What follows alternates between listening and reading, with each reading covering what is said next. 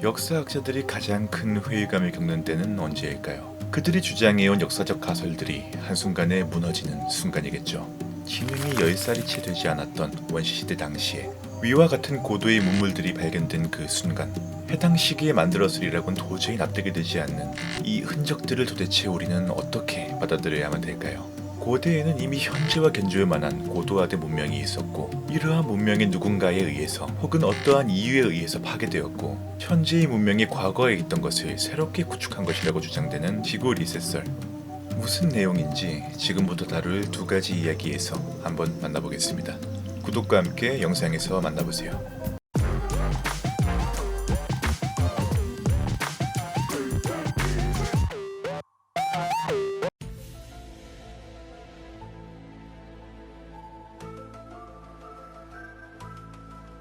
오늘은 지구 리셋설의 근거가 되는 두 가지 유적에 대하여 다루어 볼 텐데요. 여러분께 먼저 소개해드릴 곳은 잉카 문명에 관한 이야기입니다. 마추픽추는 원래 사람들의 기억에서 잊혀졌던 도시로 세계 7대 불가 사이에 속한 페루의 잉카 제국 유적입니다.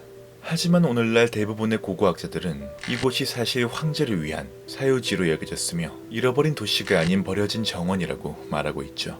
학자들에 따르면 잉카인들은 1450년에서 1460년 사이에 마추픽추를 지었고 80년가량 사용한 이후에 스스로 이 땅을 버렸다고 주장하고 있습니다. 버려진 지 400년이라는 시간 끝에 1911년 미국 예일대의 역사학자였던 히람 빙엄에 의해 발견되면서 1983년 유네스코 문화유산으로 2007년에는 세계 7대 불가사의로 지정되게 되었죠.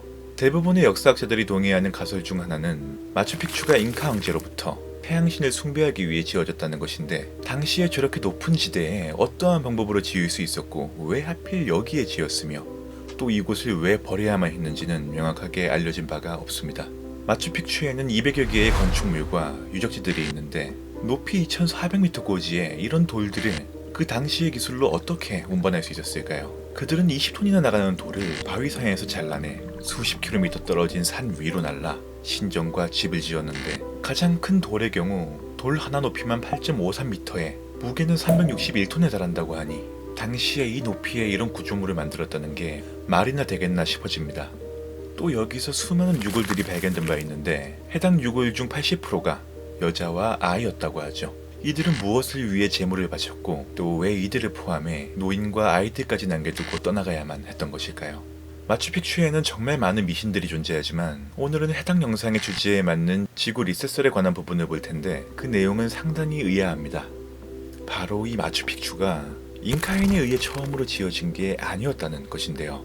잉카인들은 이미 존재한 흔적이 있던 마추픽추를 보수하고 재건설에 사용했을 뿐, 건축 양식과 발굴된 연도를 추정해보면 잉카 제국이 생겨나기도 한참 전인 기원전 4000년에서 2000년 사이로 추정된다는 것입니다. 잉카 제국으로부터 600년 전 이곳에 이미 정착한 사람들이 있었다는 증거물이 발견된 상태라고 하죠. 지역의 전설로는 마추픽추는 잉카 이전부터 신성한 장소로 사용되어 왔는데 왜, 누구에 의해, 어떻게 지어졌는지는 아직까지도 밝혀지지 않았습니다. 다만 지배적인 주장은 재사용되었고 버려졌으며 또 재사용되었다고 하는 것이죠. 따라서 마추픽추는 오늘날까지도 연구되고 있습니다. 2011년 프랑스 연구팀은 마추픽추에서 거대한 지하 동굴을 발견하기도 했으며 최근에는 잉카 이전의 것으로 보이는 벽화가 나와서 분석 중에 있는데요. 과연 기원전 4000년에서 2000년 사이 이 잉카 제국이 생겨나기 전 마추픽추를 지배했었다는 이들은 누구이며 잉카인들은 이곳을 왜 떠나가야만 했을까요? 과연 음모론자들의 말처럼 인류는 문명을 세우고 없애고 또다시 세우기를 반복해서 그렇게 만들어진 것일까요? 다음으로 더욱더 혼란스러운 이야기이자 지구 리셋설의 핵심을 이루고 있는 이야기를 만나보겠습니다.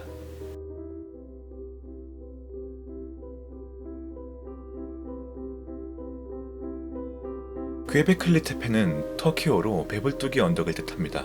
터키 남동쪽에 산르우르파도 외렌 직군에 위치해 있으며 해당 유적은 2018년 6월을 기점으로 터키의 제18번째 유네스코 세계문화유산으로 등재되었죠. 퀘베클리 테페는 1950년대 땅속에 묻혀있던 돌기둥이 발견되면서 1963년 시카고 대학과 이스탄불 대학이 공동조사를 진행함에 따라 세상에 처음으로 알려지게 되었습니다. 처음엔 큰 관심을 받지 못하고 있다가 독일인 고고학자 클라우스 슈미트를 필두로 한 조사단이 1994년부터 본격적인 발굴 조사를 시작해 이 유적의 윤곽이 드러나게 되었죠.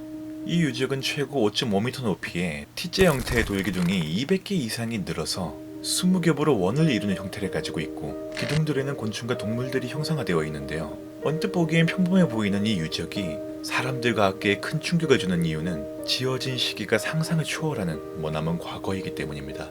현재까지 발견된 제3계층의 연도는 무려 9100년에서 8800년 전, 그리고 아직 발굴이 되지 않은 언덕 주변 지하에 있는 구조물들의 건축 시기는 무려 14,000년에서 15,000년 전에 이른다고 하는데요. 앞서 다뤘던 마추픽추가 고작 400년 전임을 감안하면 얼마나 큰 차이가 나는 시기인지 여러분도 감이 오시겠죠? 이는 신석기 시대 최초의 문명으로 알려진 수메르 문명보다 약 7,000년이 앞서 현재까지 발견된 유적 중에서 가장 오래된 유적에 해당합니다. 추가 설명드리자면 이는 이집트의 피라미드보다 7,000년 빠른 시기이자 외계인 혹은 중세 만화들이 만들었다고 주장되는 스톤헨지보다 무려 6,000년이나 앞서 제작된 것입니다. 이 신석기 시대는 국사 시간에 다들 배우셨다시피 간석기를 쓰고 움집을 만들었으며 미세무늬 토기를 사용했던 열살 지능 인류의 시대인데요. 제대로 된 도구도 하나 없이 어떤 방법으로 저런 정교한 건축물을 짓고 조각을 할 수 있었느냐에 대해서는 아직도 학계의 주장이 분분한 상태입니다. 여기서도 놀라운 사실은 해당 건축물이 주거 건물이 아니라 종교적인 의미로 지어졌다는 것인데요. 이는 기존에 존재하던 역사적인 절차를 뒤집는 큰 변혁점이 됩니다. 기존 학계에 뿌리내린 문명의 발달 순서에 따르면 신석기 혁명을 거쳐 농경 시작을 거친 후에 집단 사회의 생성이라는 순서로 진행되는 것이 정설이었는데요. 퀘베클리 대패는 농경 시대 이전에 인류가 사회 집단을 이루어 종교활동과 대규모 토목 사업을 벌였다는 근거가 되는 것으로 기존에 존재하던 모든 학설들을 뒤엎어버리는 결과를 낳게 된 것입니다. 이처럼 일반적인 시대의 흐름으로는 이해할 수 없는 이 건축물의 존재는 학자들로 하여금 퀘베클리 테페가 외계인에 의한 산물이거나 고대에 이미 고도 문명이 존재했지만 의도적으로 문명을 몰살시킨 후 새로운 문명을 탄생시켰다는 지구 리셋설의 증거라는 주장들을 만들게 된 것이죠. 현재로서는 돌기둥의 T자 형태가 하늘과 인간의 연계를 뜻하고 돌기둥에 새겨진 동물들이 종교와 관련이 있다는 사실에 근거해 종교적 건축물이었을 것이라는 게 지배적인 상황입니다. 하지만 이렇게 단정짓기에는 이 건축물이 이 시대와는 굉장히 이질적인 존재이기 때문에 여전히 설명이 제대로 되고 있지 않습니다. 아직도 활발한 발굴이 진행되고 있는 퀘베클리 테페, 과연 이 건축물은 또 어떤 비밀을 간직하고 있을까요? 이 구조물의 연구에는 앞으로도 60년이라는 시간이 소요될 것이라고 합니다. 그 비밀이 밝혀지는 순간 인류 문명의 또 다른 역사가 나타나게 될 것입니다. 하지만 이 지구 리셋설에 관하여는 부정적인 시각 또한 존재합니다.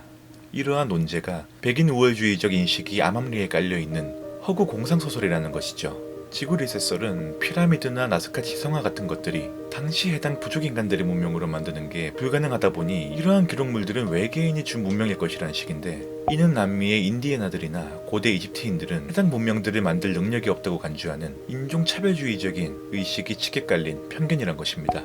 초고대 문명설을 주장하는 사람들의 견해를 대변하자면 이렇게 크고 아름다운 것들을 우리들이 식민지로 부리는 비유럽인들의 직계조상들이 고대에 만들었을 리가 없다라는 불편한 전제를 깔고 있다는 것이죠. 지구 리셋설보다 더 악명 높은 주장으로는 백인 문명설이란 것도 있는데, 이건 아예 백인들이 이 고대 문명을 창조해냈다는 상당히 불쾌한 측면의 해석도 있습니다. 지구 리셋설에 관하여 견해를 주장한 유명인들의 얘기를 들려드리며 오늘의 영상 마무리하겠습니다. 지구에 있는 많은 유적들은 고대인들의 작품이라기엔 놀라운 점이 너무 많습니다. 고대인들은 진흙집 안에서 석기를 사용하고 살았으니 고도로 발달된 수학이나 기하학을 알 리가 없었죠. 그들이 어떻게 스톤헨지를 세웠겠어요? 어떻게 피라미드를 북쪽으로 정확하게 세웠겠어요? 비웃음은 전혀 두렵지 않습니다.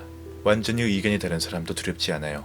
그들이 어떻게 생각하든 자유지만 전 누구보다 많은 고고학 서적을 독파했기에 아무도 제가 하는 말은 못 알아들어요. 에리히의 이론에는 또 다른 큰 난점이 있습니다. 외계인이 떠난 후 사람들이 전수받은 기술로 피라미드를 만들었다는 것이죠. 어떻게 만들었을까요? 그게 또 미스터리죠. 모르는 모양이군요. 폰 다니켄 씨는 인간을 아주 싫어하나 봅니다. 인간을 깎아내리죠. 석기시대 원시인이라면서요. 석기시대는 피라미드 건설 몇백 년 전에 끝났어요. 다니켄은 명예의 눈먼 사람 같아요. 그 사람이 과학적인 일을 한다고는 생각하지 않습니다. 오직 레이저로만 화강암을 자를 수 있다는 논리죠.